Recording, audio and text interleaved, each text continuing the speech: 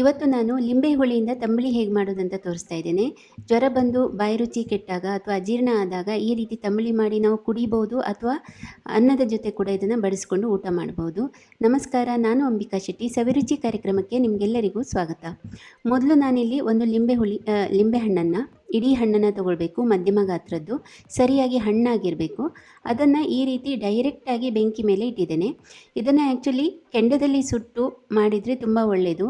ನನ್ನ ಹತ್ರ ಕೆಂಡ ಅವೈಲೇಬಲ್ ಇಲ್ಲದೇ ಇರೋದ್ರಿಂದ ನಾನು ಡೈರೆಕ್ಟಾಗಿ ಹೀಗೆ ಬೆಂಕಿ ಮೇಲೇ ಸುಟ್ಕೊಳ್ತಾ ಇದ್ದೇನೆ. ಕೆಂಡ ಇದ್ದರೆ ನೀವು ಕೆಂಡದ ಮೇಲೆ ಸುಟ್ಕೊಳ್ಳಿ, ಚೆನ್ನಾಗಿರ್ತದೆ, ಅದರಿಂದ ರುಚಿನೂ ಚೆನ್ನಾಗಿರ್ತದೆ. ಇದನ್ನು ಈ ರೀತಿ ಸರಿಯಾದ ಕಪ್ಪಗಾಗೋ ತನಕ, ಸಿಪ್ಪೆ ಸರಿಯಾಗಿ ಸುಡೋ ತನಕ, ಸಿಪ್ಪೆ ಸುಡೋದ್ರೊಳಗೆ ನೀವು ಲಿಂಬೆಹಣ್ಣು ಫುಲ್ ಮೆತ್ತಗಾಗಿ ಬಿಡ್ತದೆ. ಒಂದು 5 ನಿಮಿಷ ಹೀಗೆ ಅದನ್ನ ಸುಟ್ಕೊಳ್ಬೇಕು. ಈ ಮೇಲ್ಗಡೆ ಸಿಪ್ಪೆ ಇದು ನೋಡಿ, ಈಗ ಮೆತ್ತಗಾಗಿದೆ ತುಂಬ. ಆ ಸಿಪ್ಪೆನ ನೀವು ಬೇಕಿದ್ದರೆ ಕೆರೆಸಿ ತೆಗಿಬಹುದು, ತೆಗೆದೇ ಇದ್ರೂ ನಡೀತದೆ. ಅದು ತೆಗೆಯೋದು ಸ್ವಲ್ಪ ಕಷ್ಟ ಆಗ್ತದೆ ಲಿಂಬೆಹಣ್ಣಿನ ಸಿಪ್ಪೆನ.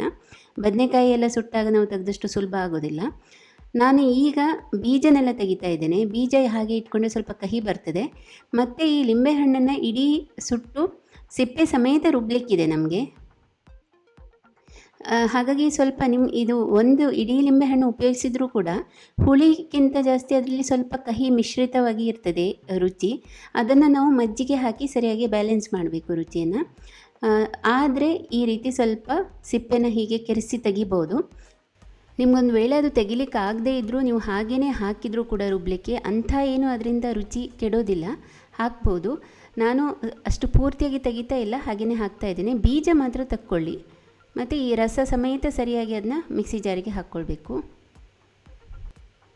ಒಂದು ಲಿಂಬೆಹಣ್ಣು ಹಾಕಿದರೆ ಸುಮಾರು ಒಂದು 2 ಅಥವಾ 3 ಜನರಿಗಾಗುವಷ್ಟು ತಂಬುಳಿ ಆಗ್ತದೆ.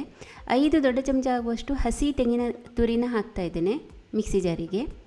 ಹಾಗೆಯೇ ಅರ್ಧ ಚಮಚ ಆಗುವಷ್ಟು ಕಾಳು ಮೆಣಸನ್ನ ಹಾಕಿದ್ದೇನೆ. ಈಗ ರುಬ್ಲಿಕ್ಕೆ ಎಷ್ಟು ಬೇಕೋ ಅಷ್ಟು ನೀರನ್ನು ಹಾಕಿ ಈ 3 ಇಂಗ್ರೀಡಿಯೆಂಟ್ಸ್ನ ನುಣ್ಣಗೆ ರುಬ್ಕೊಳ್ಬೇಕು. ಅಂದರೆ ಹಸಿ ತೆಂಗಿನ ತುರಿ, ಕಾಳು ಮೆಣಸು ಮತ್ತು ಸುಟ್ಕೊಂಡಂಥ ಲಿಂಬೆಹಣ್ಣು. ಅದನ್ನು ಆ ಪೇಸ್ಟನ್ನು ಒಂದು ಪಾತ್ರೆಗೆ ಹಾಕಿ ಅದಕ್ಕೆ 2 ದೊಡ್ಡ ಲೋಟ ಆಗುವಷ್ಟು ಮಜ್ಜಿಗೆ ಹಾಕ್ಕೊಳ್ತಾ ಇದ್ದೀನಿ. ಮಜ್ಜಿಗೆನ ಇನ್ನೂ ಸ್ವಲ್ಪ ಜಾಸ್ತಿ ಹಾಕ್ಕೊಳ್ಬೋದು ನೀವು. ರುಚಿಗೆ ತಕ್ಕಷ್ಟು ಉಪ್ಪು ಹಾಕ್ತಾ ಇದ್ದೀನಿ. ಇದನ್ನ ಚೆನ್ನಾಗಿ ಕಲಕಬೇಕು. ಈಗ ಈ ತಂಬುಳಿ ಮಾಡಲಿಕ್ಕೆ ತುಂಬ ಕಡಿಮೆ ಸಾಮಗ್ರಿಗಳು ಸಾಕು. ಖಾರಕ್ಕೆ ಕಾಳು ಮೆಣಸು ಮಾತ್ರ ಹಾಕಲಿಕ್ಕೆ, ಹಸಿಮೆಣಸು ಹಾಕ್ತಾ ಇಲ್ಲ. ಒಗ್ಗರಣೆಗೂ ಅಷ್ಟೇ, ಬರೀ ಸಾಸಿವೆ, ಒಣಮೆಣಸು, ಕರಿಬೇವಿನ ಎಲೆ ಇಷ್ಟೇ ಹಾಕೋದು. ಎಣ್ಣೆ ಅಲ್ಲಿ ಒಗ್ಗರಣೆ ಕೊಡೋ ಬದಲು ತುಪ್ಪದಲ್ಲಿ ಒಗ್ಗರಣೆ ಕೊಡಿ, ಚೆನ್ನಾಗಿರ್ತದೆ. ಅರ್ಧ ದೊಡ್ಡ ಚಮಚ ತುಪ್ಪ ಬಿಸಿ ಮಾಡಿ ಅದಕ್ಕೆ ಅರ್ಧ ಚಮಚ ಸಾಸಿವೆ, 1 ಒಣಮೆಣಸಿನಕಾಯಿನ ತುಂಡು ಮಾಡಿ ಹಾಕಿದ್ದೇನೆ. 5 ರಿಂದ 6 ಕರಿಬೇವಿನ ಎಲೆ ಅಷ್ಟೇ. ಅವೆಷ್ಟನ್ನು ಹುರಿದು ತಂಬುಳಿಗೆ ಹಾಕಿ ಚೆನ್ನಾಗಿ ಕಲಕಿದರೆ ತಂಬುಳಿ ರೆಡಿ. ಇದು ಕುಡಿಲಿಕ್ಕೂ ತುಂಬ ರುಚಿಯಾಗಿರ್ತದೆ, ಮತ್ತು ನೀವು ಅನ್ನದ ಜೊತೆ ಕೂಡ ಸರ್ವ್ ಮಾಡ್ಬೋದು. ಜ್ವರ ಬಂದಾಗ ಎಲ್ಲ ಈ ಥರ ಮಾಡಿ ಕೊಟ್ಟರೆ ಬಾಯಿ ರುಚಿ ಕೆಟ್ಟವರಿಗೂ ಚೆನ್ನಾಗಿರ್ತದೆ ಮತ್ತು ಆರೋಗ್ಯಕ್ಕೂ ಕೂಡ ಒಳ್ಳೆಯದು, ಅಜೀರ್ಣಕ್ಕೂ ಕೂಡ ಇದು ಒಳ್ಳೆಯದು. ಇವತ್ತಿನ ಈ ರೆಸಿಪಿ ಲಿಂಬೆ ಹುಳಿ ತಂಬುಳಿ ನಿಮಗೆಲ್ಲ ಇಷ್ಟ ಆಗಿದೆ ಅಂತ ಭಾವಿಸ್ತೇನೆ. ಇನ್ನೂ ಹೆಚ್ಚಿನ ರೆಸಿಪಿಗಳಿಗಾಗಿ ಸವಿರುಚಿಯನ್ನು ಲೈಕ್ ಮಾಡಿ, ಶೇರ್ ಮಾಡಿ, ಫಾಲೋ ಮಾಡಿ ಅಂತ ಕೇಳ್ಕೊಳ್ತೇನೆ. ಧನ್ಯವಾದಗಳು.